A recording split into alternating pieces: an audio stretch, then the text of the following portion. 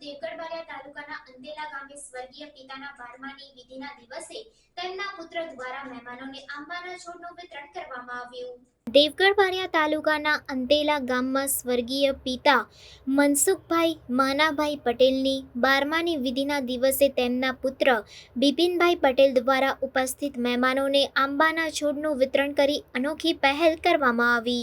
હાલમાં સૌ ગ્લોબલ વોર્મિંગની સમસ્યાનો સામનો કરી રહ્યા છે, ત્યારે પર્યાવરણ સંવર્ધન, વૃક્ષો વાવો, વરસાદ લાવો, છોડમાં રણછોડનો વાસ છે, વૃક્ષને બચાવો, વૃક્ષ આપણને બચાવશે, ગાયત્રી પરિવારના વૃક્ષ ગંગા અભિયાન વગેરે સૂત્રોને સાર્થક બનાવવાના શુભ અને દિવ્ય ભાવ સાથે 12માની વિધિમાં ઉપસ્થિત મહેમાનોને 750 જેટલા આંબાના છોડોનું વિતરણ કરી સમાજમાં એક નવતર પહેલ દ્વારા શુભ સંદેશ પૂરો પાડ્યો છે।